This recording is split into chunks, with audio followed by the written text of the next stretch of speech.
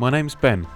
I'm an aspiring documentary filmmaker living in Nottingham, who's always on the lookout for a good idea. I spend weeks on the internet searching for a story, and finally I think I've cracked it. I read about a man who in 1991 had a revelation that he's the Son of God. He convinced a small number of people to follow him to an isolated area on the top of a Siberian mountain. Since then, he's established a community of around 5,000 followers spread across 65 villages, made up of people from around the world.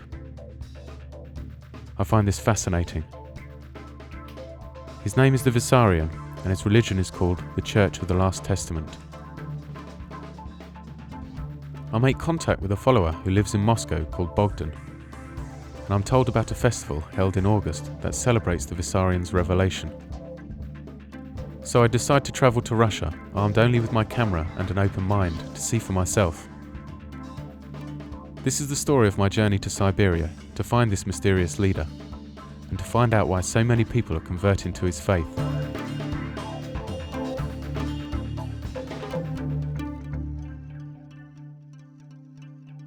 Today is Friday the 4th, the day of my trip. My plane leaves at 1:30 and I'm hoping to meet Bogdan. He should be waiting for me at the airport in Moscow. My main concerns at the moment are whether I've got everything that I need.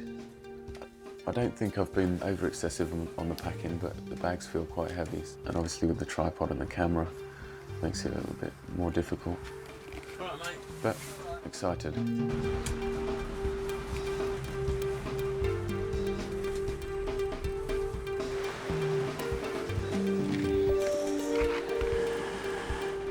As I embark on my journey, the enormity of my trip begins to sink in. I realise I've put my trust in people I've never even met before, followers of an obscure religious cult, people I've only communicated with via email. What would they be like? Would they be there to meet me?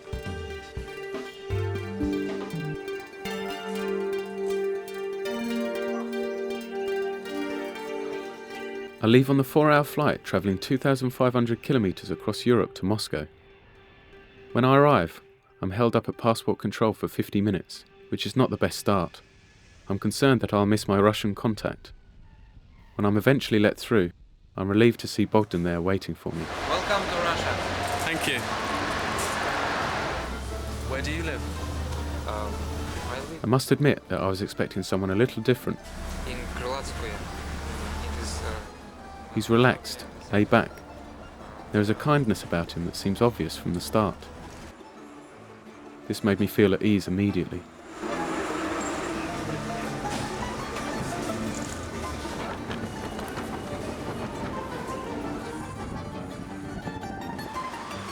Is it far walk? Do you know? Oh. 10 minutes? About 10 minutes, yes. Yeah. Bogdan leads me to my hostel. I get the idea he knows exactly where he's going, despite there being no streetlights on the road at all. I'm grateful for his help, as I doubt very much I would have found it on my own. Although I'm tired, I'm excited, as I feel my journey has really begun.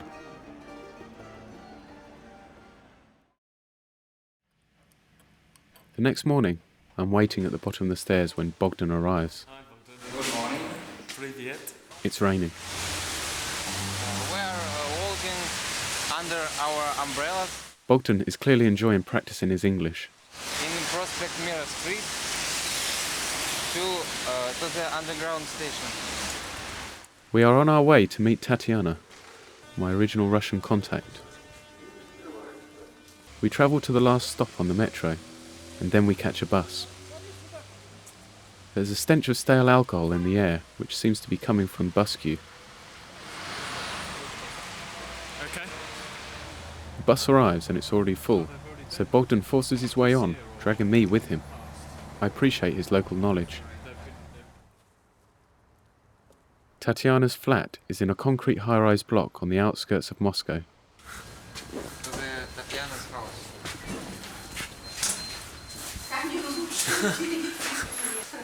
Здравствуйте. Здравствуйте. Welcome. Thank you. Tatiana has prepared a huge lunch for Bogdan and I, which we eat around the kitchen table. Her kitchen reminds me of my grand's house when I was young. Maybe mushrooms. Oh yeah, a couple. Yeah, some mushrooms. Whilst Tatiana keeps piling on the potatoes and mushrooms, No, just the we talk about my journey and the community of the Last Testament. already quite full. They also talk about their experience of being in the presence of the Vissarion, the charismatic leader of the Church of the Last Testament. When he's looking at you, you feel his power. Do you? It was amazing. Because I said one thing and thought about another thing. As usual, you understand me, yes? Yes, yes. But he answered to my thoughts. He always say that he feels what we need, what we really need. Feels, not read our mind, but feels what we need. Vissarion says that all religions were brought to the earth, apparently to different traditions, but we all have one father. The Last Testament is many words, is it? Yes, Many books. many books. I'll show you. There are about 8 books. The Vissarion's thoughts and sermons are painstakingly recorded into the books of the Last Have you Testament read it? and then passed on to be read by the followers. How Not too long? late. I still didn't. But to understand everything that written in this The book, core of his message appears to be quite simple. People was born for love and to live in harmony with nature. now we are going to my workshop where we will try to make a sculpture and then drawing. Bogdan is an art student, and he's keen to show me where he works. I find myself the subject of Bogdan's life class. The studio belongs to Bogdan's grandfather and is hidden in the basement in the back streets of Moscow. It's crammed full of artists' work and has a distinctly bohemian atmosphere. Bogdan regards his faith as a personal choice and not something he tries to convince others to take up. Many of my friends I told, and somebody laughed. I didn't talk to them again because I think it should be 1-2 times, not more. Bogdan takes me to the tourist sites of Moscow, whilst explaining the origins of the Church of the Last Testament.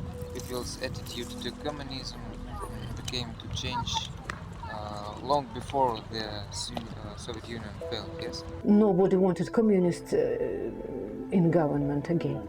It was awful. It was very scared. And our men who worked with us went to barricades. Only women worked at that time. And they became to understand that they should change something, but after fail, everybody felt independence. At that time, people gathered to hear Vissarion. It was his first public word in 1991. He is changing every year, becoming stronger. Счастливо тебе. Thank you. Счастливо. I'm sorry to leave Tatiana, who invited me to Moscow and helped me to organise this adventure. That's Siberian. I realised that I wouldn't be here without her. We are going to the meeting of Moscow followers. There won't be many people because some of them has already moved to Siberia for the celebration. In Moscow, there's a large community of the Church of the Last Testament, and I'm invited to one of their weekly meetings. The building is straight out of the communist era. At the meeting, the followers sing psalms and read from the books of the Last Testament. These meetings are not exclusively about the church, but offer an opportunity for the members to discuss any personal issues, as well as providing a showcase for their poetry, paintings, and other creative work. Meeting the Moscow followers makes me want to learn more about this religious community and their leader. I look forward to my Siberian adventure where I hope some of my questions will be answered. But firstly, Bogdan takes me to meet his family. Now we are going to my house. Bogdan lives in another high-rise building with his mother and sister. A little white thing. It's my dad. High-rise living is typical for most of the population of Moscow.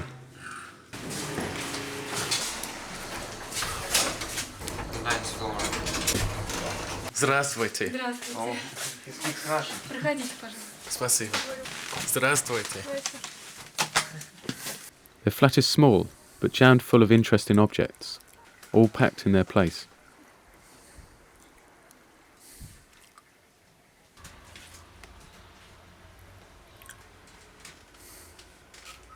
Bogdan explains how he was introduced to the religion by his father.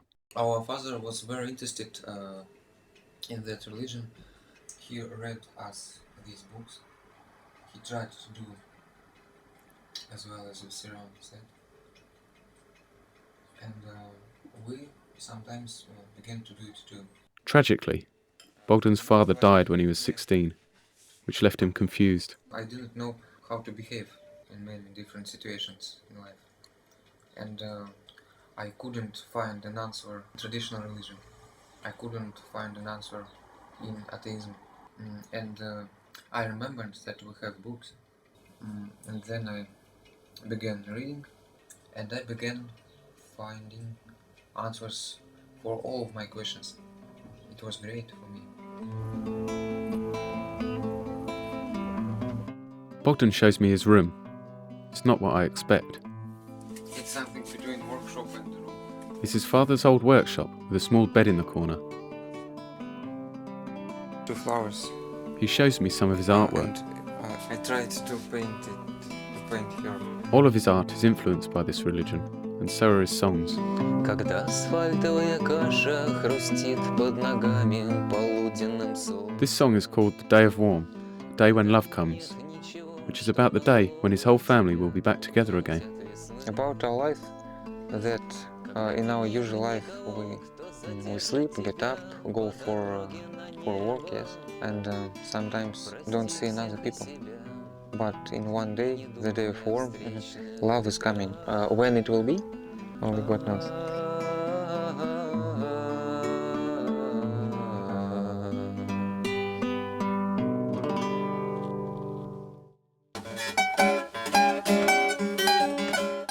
After our meal, Bogdan and I relax by playing the guitar together, badly, and amuse ourselves with tongue twisters from each other's language. She sells It's nice as we have a real laugh together. on Even Bogdan's little sister, Sasha, joins in. shore. It's a happy last night before I embark on the most testing part of my journey so far, the 2,000-mile journey to Siberia.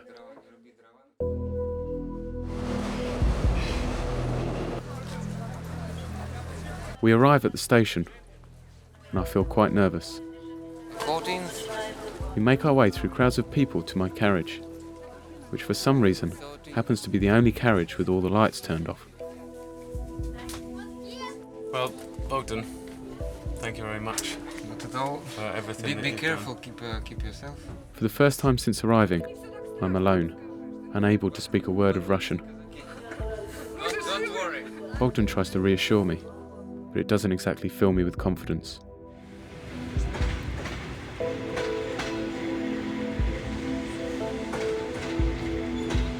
As I move off into the darkness, I wonder what's going to happen to me next.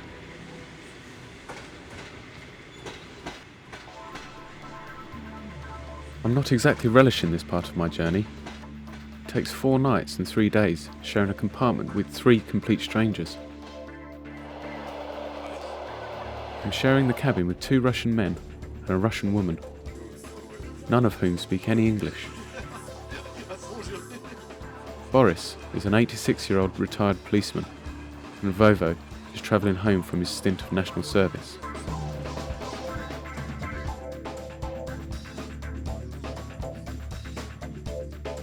Everyone puts their food and drink on the table for the whole cabin to share.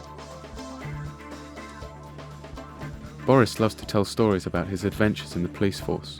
I don't understand a word, but I can get the gist from his gestures.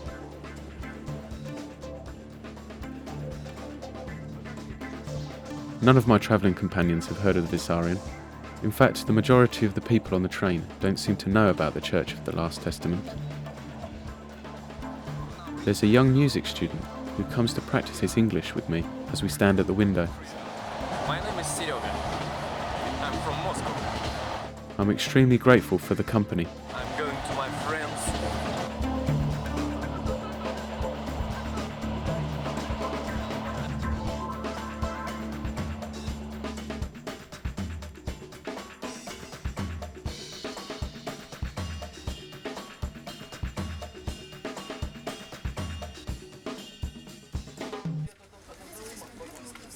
At one of the regular stop-off points, I get into conversation with another passenger about the community.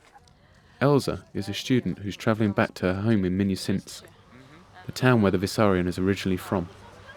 Although they share the same hometown, she doesn't share his beliefs. I don't agree with the opinions that they should sell their homes, their houses, their all their things, and give money to Vissarion. There's another group who are travelling to the annual festival on the 18th, and they seem a little unusual. This is Yura, who tells me he's a marathon runner from St. Petersburg. Виссарион приезжал в Петербург уже. Последний раз 2 раза приезжал. Вот. Сначала в красном хитоне, потом в синем. Как художник он рисует. There's something strange about him. He tries to sell me a bag of raw potatoes. I can't imagine how he expects me to cook them. My presence on the train was beginning to generate some interest from the locals.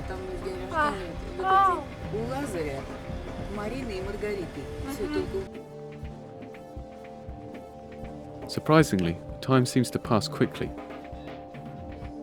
Perhaps it's the ever-changing scenery, or the fact that I'm anxious about my arrival.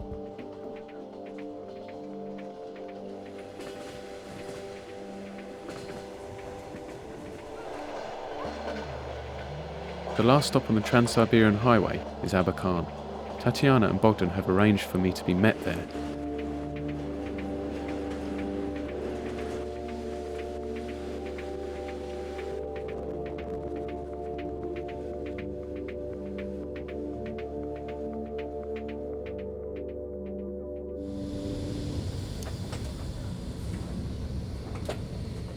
It's 6 a.m. We're pulling into Abakan, the last stop on the Trans-Siberian Highway.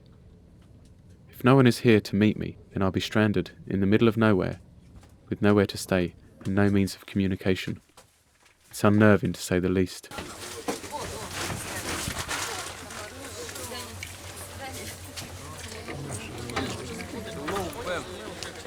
Lucky for me, they're here. Roma, my new host, introduces himself. Roma and his wife Tatiana live in one of the mountain villages established by the Church of the Last Testament, close to the location of the festival, and that's where we're heading. The car journey begins with a wrong turn behind a rather suspicious-looking building. As we reverse up the dirt track, my mind wanders, and I realise how vulnerable I am. Fortunately, we're back on the main road before too long. Minusintsk is the town where the Vissarion was born. It's here where the former policeman began his Church of the Last Testament, and here where his first church was built. Minusintsk itself is a very old town, and probably one of the most important archaeological areas in Siberia. Like many of the places that I've seen, it looks run down, full of bleak concrete housing in need of repair. Tatiana also explains that there's no industry left in Minusintsk anymore.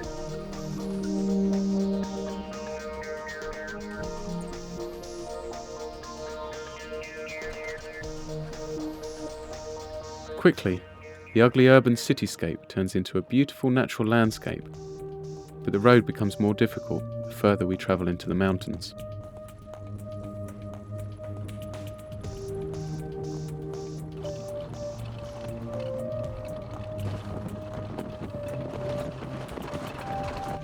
Small villages appear made up of quaint wooden houses.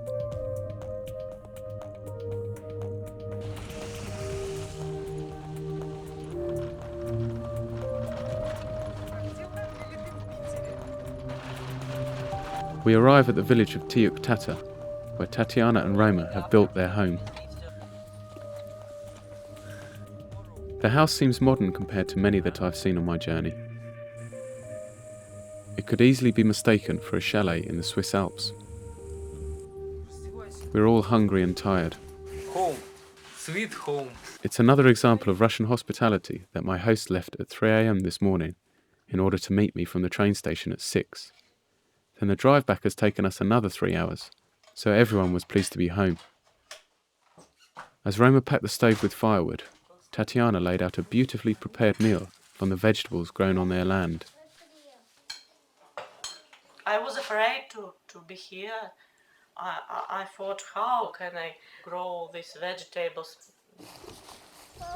For 2 hours every day, I'll go here and do something. We have already take from here onions. The Siberian climate creates very fertile soil this time of year, which is fundamental for their survival.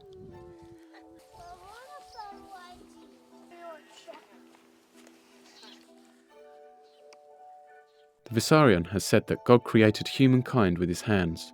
Therefore, every person should be a creator themselves. This is why there is so much emphasis on the arts and crafts within the community. Roma is the member of a Moscow unit of artists. He learned 2 years in Vorontsova.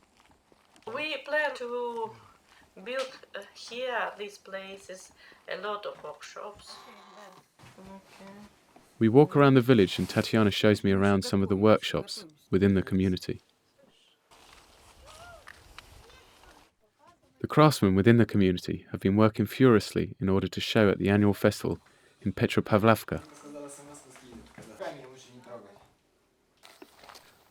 As I look around the village, it's not immediately apparent that there's any particular religion at all. There's a few photographs and books discreetly placed on shelves. They give thanks before their food, and in the afternoon I notice Roma disappear with his brother for some private prayers and meditation. The people who live in Siberian lead quite different lives to the smaller group of devoted followers who live at the top of the mountain. There doesn't seem to be anyone in this village who are governed by the faith. We stop off at an artist's house named Bisa, who's a friend of Tatiana and Roma. Bisa followed the Vissarion after he attended one of his sermons in Bulgaria, and then lived within the mountain community for 8 years. The sun from morning to evening. Oh, wow. Perfect.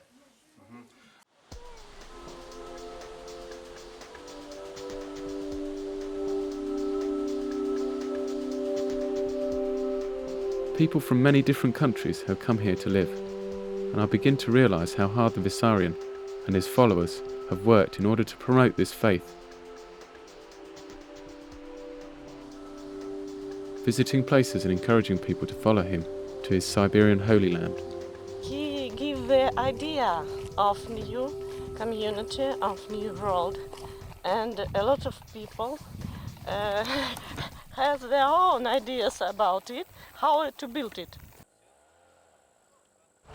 We are on our way to Petropavlovka, a central village for the whole community, and where the festival will take place.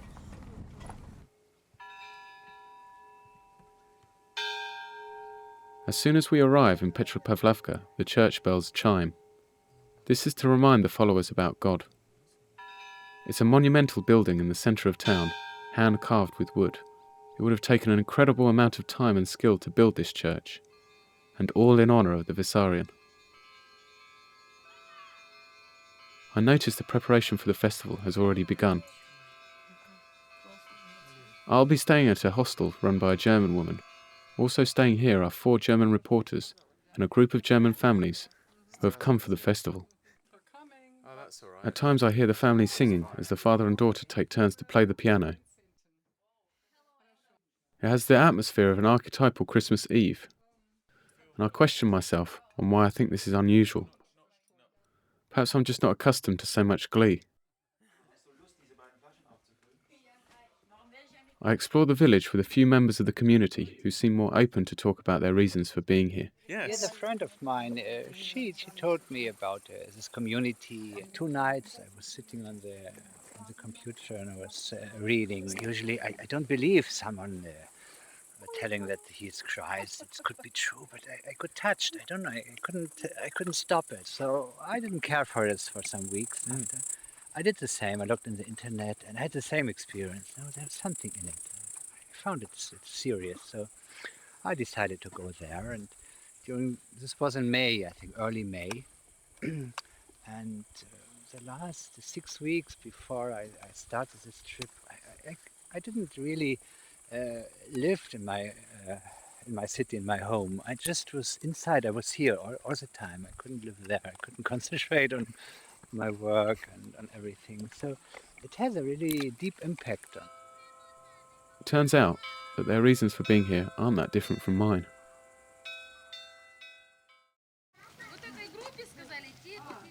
Outside Minusintsk house is where the 4-wheel drive truck leaves for the mountain. This building was originally built in the centre of Minusintsk. It was then deconstructed, transported to Petropavlovka and rebuilt a second time. It's the former home of the Vissarion and the central municipal building for the village. This is a big moment as I'm going up to the area where the Vissarion lives. I don't know what this part of my journey is going to be like. I know we have to return to Petropavlovka tomorrow for the festival, so I guess there'll be a schedule to keep to. The journey will take 2 hours by truck and then another 8 or 9 kilometers by foot.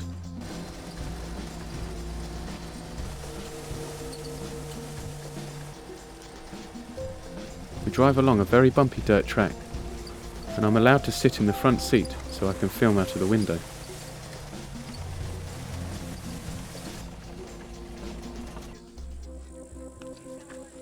The truck could only drive so far, and so we continue by foot.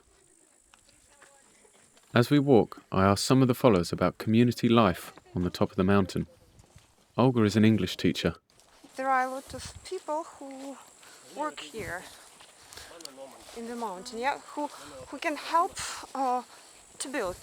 40 families live in the town. They have gardens and they grow their vegetables. It was 5 years ago. It was nice, I saw the teacher, Vissarion. Yes. I liked, I read, I felt that it's alright for me. This is my 4th time and 3rd time to the mountain. I can see the Vissarion's house, but it's still an hour's climb from here.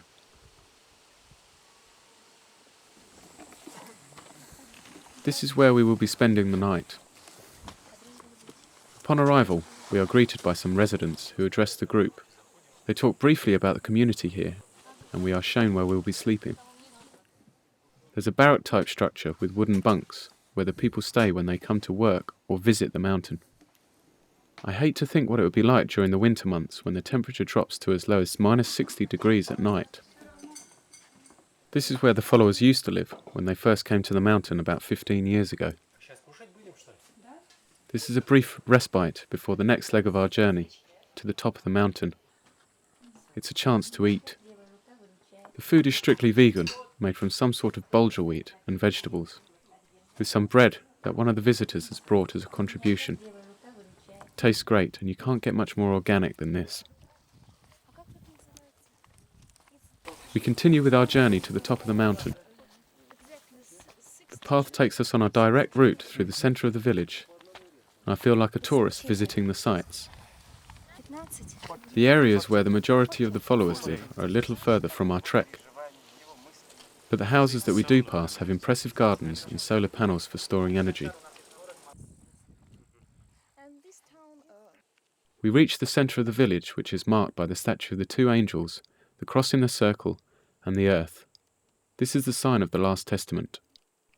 The followers meet here every morning for Mass. This symbol means now the earth will stand on faith. Above that is the Star of Bethlehem, with 14 rays of light. We stop for a moment's contemplation when the bells ring. The bells ring 14 times, and this is because the Vissarion was born on the 14th of January, on the 14th hour, on the 14th minute. I hear about this place, about the teacher, when I was a student in the Soviet Union. It was the Soviet time. I decided to come here from Sweden with my family. So here we have an ecological Christian community. And you do this walk every Sunday? Yes, we have a liturgy every Sunday. It's a long trek up the mountain and many people get tired during the journey. So it beggars belief how they manage to carry the bags of soil up to provide nutritious ground for growing their produce. The original soil that exists on the top of the mountain is so rocky that nothing will grow. So they have to carry the soil they need to the top by hand, along with the wood for the temple and the houses. We get close to the Vissarion's house. That's his house. Yes, that's his house. Is he there? Yeah, if you feel something in your heart, you may. Some people feel teacher. The temple behind the house is not the first to be built here. It is a new temple. On this place, there is a wooden temple, but the temple was burnt. But the teacher said that we have not much belief, and that is why the temple was burnt. The Vissarion saying the followers didn't have enough faith is simply not fair. It sounds like blackmail to me, letting the followers believe that they were in some way responsible. There are 4 families that live at the top. Vadim, who's the Vissarion's right-hand man. He's the person who writes down the words of the Vissarion into the books of the Last Testament. There's also the Vissarion's guard, who lives there with his family to protect the Vissarion, and the gardener, who has created a fantastic assortment of produce. In the big house at the front, Vissarion lives with his 5 children and his second wife, who appears in many of his paintings. The altar of the earth is at the highest peak of the mountain. It's here that the followers feel closest to God. It feels to me like this is a holy place, but only because of the people's reactions. Perhaps that's what defines a holy place, the people and their behaviour.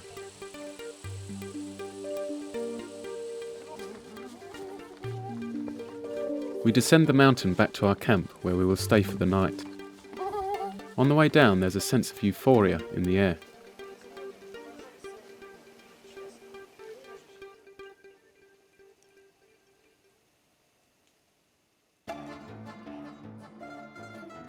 When I return to Petropavlovka, preparations for the festival are well underway.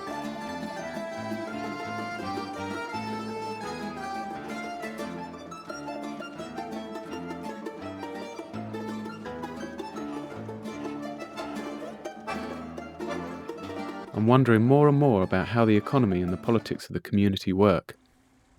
Many of the followers have modern devices such as mobile phones and the internet, and also many building materials that the followers could not generate themselves. So obviously there's still a need for money to buy things from the outside world. There's a small shop in the centre of the village where you can buy some basic things like fruit and vegetables, and some confectionery like ice cream. They have monthly rations for goods deemed luxuries like coffee and sugar. There's about 65 villages. They all have the United Family as a group of people that are ready to help each other. They're supposed to get one big family. That's what we're trying to do. Right now everyone is trying to get something to do with their hands. We produce something. The arts and the crafts that the followers sell generates cash for the community. The Vissarion and the other artists from the community exhibit their paintings and put on musical performances around the places they visit. People can buy prints, music or CDs and text of the Vissarion's word. This is the primary source of income for the community on the mountain. And maybe some man or woman feel I I want to give money for church, for building church. Okay. We try not to get rid of the money. We try to put it at a lower state, at lower, so it won't be that important in our life. If there's money, it's good. If there's no money, it's good as well. It's fascinating to think how this community will develop, how a community that uses trading as its primary source of currency will unfold. Will individuals' greed and ambition undermine the ideals of their society? You get in the family when you're ready for it. Actually, it's you don't need any money for it. You give your life to all the people around you. Actually, that's the meaning. I brought my money, bought my house. As soon as it's finished and I don't have any projects, I give my money to a common. Mostly, it's the United Family builds the house. The United Family builds the houses for the members of the community, and the selection process is similar to how a council would prioritise housing. The most needy receive the houses first. We build houses, buy equipment for children, for schools, medicine. No, we have a beautiful nursery school. We have one teacher there. We have to see that there is another part of it which is quite difficult to discover, which is also here, that there are young people who just want to go away and who don't want to live here anymore because the life of their parents who took them here, or they were born here, they didn't choose this life, and for them it's really difficult to be here. The United Family meet 3 times a week where they discuss a range of issues. This is where the published words of the Vissarion help shape the community. People from the United Family tells their needs, problems, situations, everyday problems. Okay. My wife's yesterday told me that I shouldn't be doing this, and I got upset, and I said something not to what I'm supposed to do in that kind of situation. That's moral ethical. There's also problems in town. There has to be a new fence done next week. All kinds of problems. If I have some situation with brother or sister, I come to this meeting, confess, yes, before my brothers and sisters, that I have such a drawback, such a problem in myself, and I will get rid of them. And then, so I see that we get rid of them. Each United Family has this group of people that works with the Last Testament. He has these books. Mm-hmm. There's people that study all these books. They propose people with questions to look at these answers to a lot of situations actually are in these books. Mm-hmm. These answers go to Vissarion.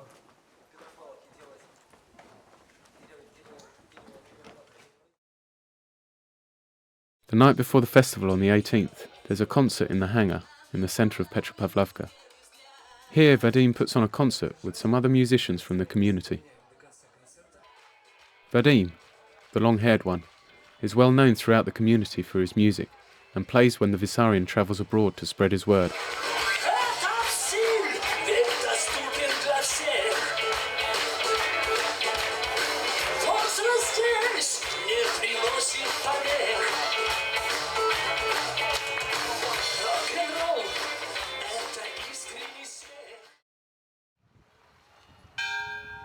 Today is August the 18th, the day the followers celebrate the Vissarion's awakening.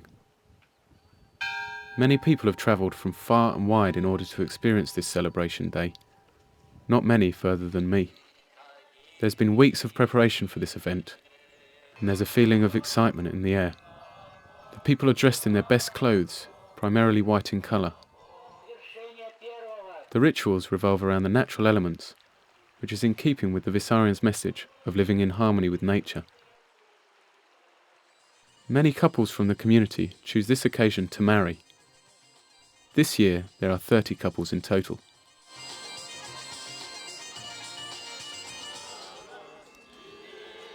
The island is sacred ground and where the majority of the festival takes place.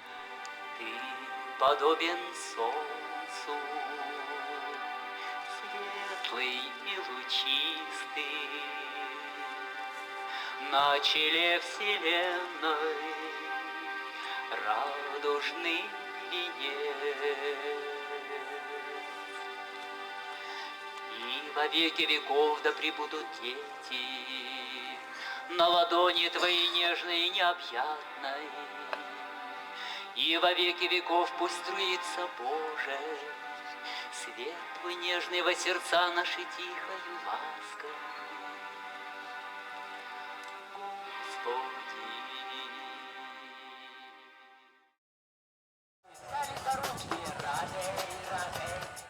The followers dance and sing until the afternoon, when the performances begin on the main stage.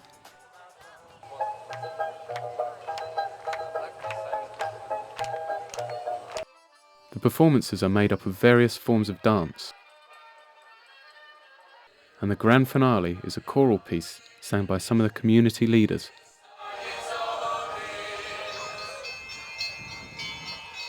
I hear that the Vissarion is going to address the people in half an hour, so I start to film the crowd.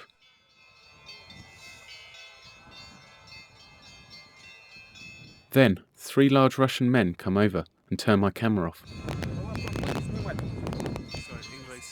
I don't understand the questions they confront me with, and since I'm completely isolated here, I have to resort to more clandestine methods to catch a glimpse of this elusive leader.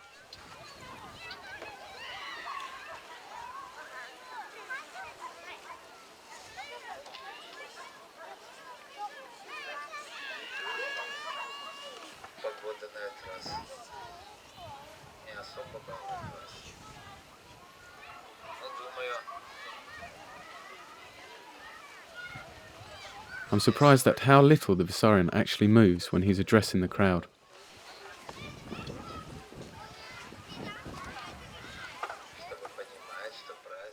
He talks for about 5 or 10 minutes, followed by a small fireworks display.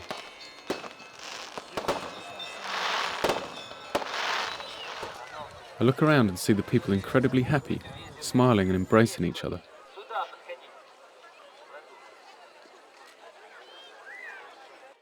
The head priests give out candles that are addressed to specific families like Christmas gifts. Everyone lights their candle whilst the sun goes down. It's not the finale that I'd hoped for.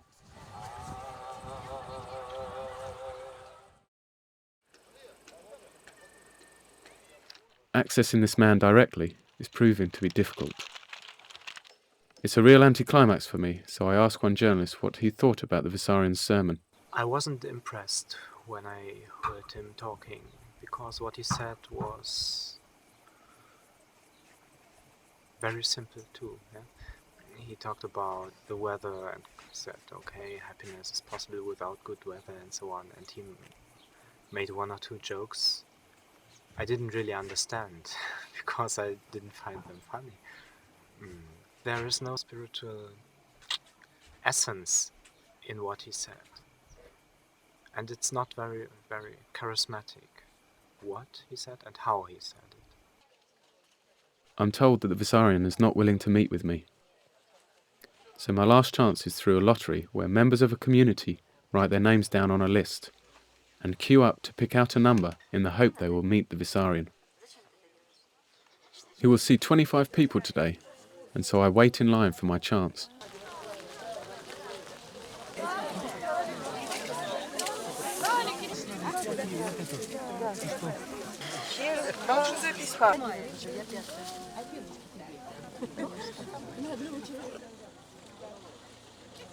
Ben. Ben. Ben. Все превосходно.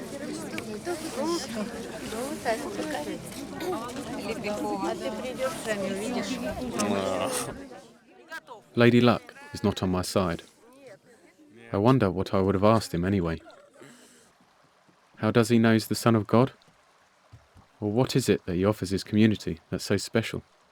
I think the most important thing is that there is some idea which is unifying for the community. I think there is no community which is not ideological in some way. As far as I see, everybody here is really voluntarily here and lives his more or less happy everyday life. Maybe for a huge community, if you choose a life like this, it's not bad. This community could exist without any leader, without any spiritual leader, because what I read from Vissarion, I found it very simple. And when I was here in the church and heard the ceremony, I found it very simple too. Although I failed to meet the man himself, I met many people who displayed a basic human kindness and generosity which impressed and reassured me. But despite this, I'm left with a distinct feeling of dissatisfaction. The Vissarion's reluctance to meet with me means that I've failed in my original quest. I know he's suspicious of the media, having had some bad press in the past, but I feel he's missed an opportunity to show himself truthfully, and I can only assume that his refusal demonstrates an unwillingness to meet with someone who may question his beliefs. But my abiding memory from this journey will be one of human friendship and kindness from the people I was able to meet.